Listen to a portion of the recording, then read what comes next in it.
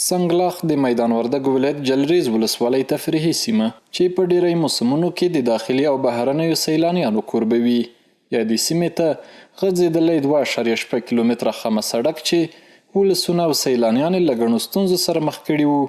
د دغه ولایت د ټولګټو چارو ریاست له لوري د 2 میلیون افغانیو په لګښت د اساسي رغونې چارې پیل شوې. په دغه یو ښه موسم کې چې کالم آباد دي اوبه هم لرو پسرلی هم را شروع دي او زموږ ستاسو د کارو افتتاح شروع شوه نو دا ټولې د خوشحالۍ خبرې دي زموږ د ولس لپاره. نو لکه څنګه چې دا پروژه دلته روانه سوه همدا رقم موږ نورې د سړک پروژې لکه د جلريز دی او د مرداد د سړک چې دی اوږد سړک دی د برق پروژې دي د تنګي د نرخو د سیداباتو د جلريز د برق پروژې او دا ټولې موجودې بعضې پاتې چې لا اوس موږ ګورو نو هم د برق په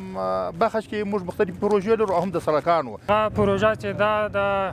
جلريز ولسوالۍ د سیرای څخه شروع ده او د خروټو تر ساحې پورې رسیږي او دغه پروژې باندې تقریبا په حدود 2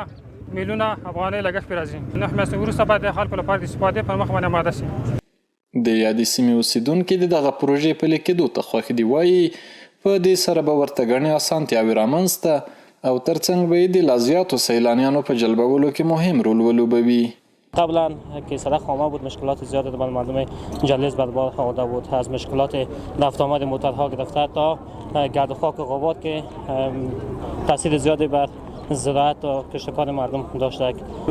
ډیر خلک دلته راځي او دا کوم خلک چې دلته راځي دا خلک ډیر په عذاب به د خام سره کې دا که چېرته پوسي هم د منطقې په خاطر ډیره ګټه ده هم هغه خلک چې دلته راځي سیلاني هغوی به نه وي په عذاب. د میدان وردګ ولایت مقام مسؤلینو په دغه ولایت کې د ورته نورو بنسټیزو پروژو د پلي کېدو ډاډ هم ورکړ.